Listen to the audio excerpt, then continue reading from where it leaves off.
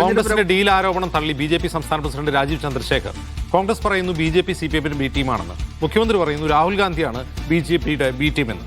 ആരൊക്കെ തമ്മിലാണ് ധാരണ എന്ന് പരിശോധിക്കണം. LDF എന്തൊക്കെ പ്രചാരണം നടത്തിയാലും ജനങ്ങൾക്ക് സത്യം അറിയാം. മൂന്നാം തവണ LDF സർക്കാർ ഉണ്ടാകുമെന്ന് കരുതണ്ടെന്നും രാജീവ് ചന്ദ്രശേഖർ പറഞ്ഞു. ഇത് എന്തുകൊണ്ട് ഇലക്ഷന്റെ ഒരു 14 ദിവസം മുമ്പ് കോൺഗ്രസ് പാർട്ടി പെട്ടെന്ന് ഓടിച്ചാടി ഇറങ്ങി പറയുന്നു CPM ബി.ജെ.പിന്റെ ബി ടീമാണ്. അത് കഴിഞ്ഞിട്ട് 24 മണിക്കൂർ കഴിഞ്ഞിട്ട് ബഹുമാനപ്പെട്ട മുഖ്യമന്ത്രി പറഞ്ഞു അല്ലല്ല രാഹുൽ ഗാന്ധിയാണ് ബി.ജെ.പിന്റെ ബി ടീം. ആരാണ് ആരുടെ ബി ടീം നമുക്കൊന്ന് ചർച്ച ചെയ്യണം.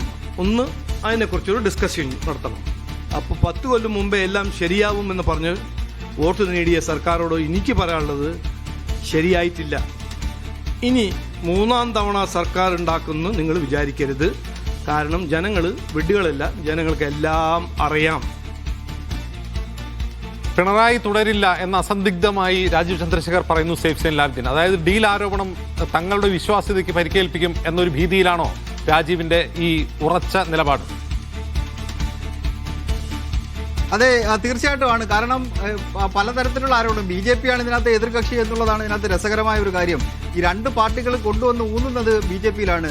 ഇപ്പോൾ CPM നേതാക്കൾ പറയുന്നു അവർ രണ്ടുപേരും തമ്മിലുണ്ടെന്ന്, UDF നേതാക്കൾ പറയുന്നു ഇവർ രണ്ടുപേരും തമ്മിലുണ്ടെന്ന്. ഇതിന്റെ നടുക്ക് നിൽക്കുന്ന പാർട്ടിയാണ് BJP. ഞങ്ങളിതൊന്നും ചെയ്തിട്ടില്ല എന്ന് പറയുക മാത്രമാണ് അവരുടെ മുമ്പിലുള്ള നിവൃത്തി. അതുകൊണ്ടായിരിക്കും രാജീവ് ചന്ദ്രശേഖർ അങ്ങനെ പറയുന്നത്. അദ്ദേഹം ചില വാദങ്ങൾ അതിനെ സാധൂകരിക്കാൻ വേണ്ടി മുന്നോട്ട് വെക്കുന്നുണ്ട്. ഒന്ന്, അദ്ദേഹം പറയുന്നത് ഞങ്ങളുടെ കുറേയധികം പ്രവർത്തകരെ കൊന്ന പാർട്ടിയാണ് CPM, അവരോട് ഞങ്ങൾ എങ്ങനെ കൈകോർക്കും എന്ന വാദം അതിനകത്ത് മുന്നോട്ട് വെച്ചുകൊണ്ടാണ് ഞങ്ങൾക്ക് അവരോട് ചേരാൻ കഴിയില്ല, നിങ്ങൾ പറയുന്നത് തെറ്റാണെന്ന് UDF നേതാക്കൾക്ക് മുന്നിൽ അങ്ങനെ ഒരു വാദം ഉയർത്തി അവർ രംഗത്ത് വരുന്നത്. അപ്പോഴും ഉയർന്നു വന്ന ചില ചോദ്യങ്ങൾക്കുള്ള മറുപടി BJP-യുടെ ഭാഗത്ത് നിന്ന് ഉണ്ടായിട്ടില്ല എന്നൊരു വസ്തുത നിലനിൽക്കുന്നു. എന്തുകൊണ്ട് ഈ BJP-ക്ക് കൂടുതൽ വോട്ട് കിട്ടിയ, BJP ഘട്ടഘട്ടമായി വോട്ട് വർദ്ധിപ്പിച്ച് വന്ന മണ്ഡലങ്ങളിൽ എന്തുകൊണ്ട് ശക്തരായ സ്ഥാനാർത്ഥികളെ നിർത്തിയില്ല എന്നുള്ള ചോദ്യം ഉയർന്നു വരുന്നുണ്ട്. അവിടെ എന്തുകൊണ്ട് ഘടകകക്ഷികൾക്ക് കൊടുത്തു? റാന്നി ശബരിമല നിൽക്കുന്ന മണ്ഡലം, ശബരിമല ഈ വിഷയത്തിൽ ഏറ്റവും കൂടുതൽ അതിനെ കത്തിച്ചു കൊണ്ടുവരാൻ ശ്രമിച്ച പാർട്ടികളിൽ ഒന്നാണ് BJP എന്ന് പറയുന്നത്. അവർ എന്തുകൊണ്ട് അവിടെ 2020 അതിന്റെ സീറ്റ് കൊടുത്തു? അവർക്ക് കഴിഞ്ഞ തവണ വോട്ട് കിട്ടിയത് പിടിക്കേണ്ടതില്ലേ? തുടങ്ങിയ ചോദ്യങ്ങൾക്ക് ഉത്തരം രാജീവ് ചന്ദ്രശേഖറിന്റെ ഭാഗത്ത് നിന്ന് ഉണ്ടാകുന്നില്ല എന്നുള്ളൊരു വസ്തുത തന്നെയാണ്. മൂന്നുപേരും ഇപ്പോൾ നോക്കുകയാണെന്നുണ്ടെങ്കിൽ ഈ രണ്ടുപേരും പരസ്പരം UDF-ഉം LDF-ഉം പരസ്പരം ആരോപണങ്ങൾ ഉന്നയിക്കുന്നു.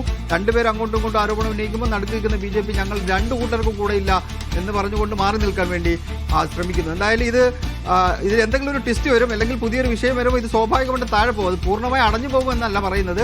തെരഞ്ഞെടുപ്പ് രംഗത്ത് ഏറ്റവും അവസാനത്തേക്ക് എത്തുമ്പോൾ ജനങ്ങളുടെ മനസ്സിൽ ഈ വിഷയം കൊണ്ടുവരിക, മുസ്ലിം ന്യൂനപക്ഷ മനസ്സുകളിലേക്ക് ഈ വിഷയം എത്തിക്കുക എന്നുള്ളതാണ് ഈ രണ്ട് രാഷ്ട്രീയ പാർട്ടികൾ ലക്ഷ്യം വെക്കുന്ന ഏറ്റവും പ്രധാനപ്പെട്ട കാര്യം. അത് അവസാന ഘട്ടമാകുമ്പോൾ കുറച്ചുകൂടി കത്തിച്ചുകൊണ്ട്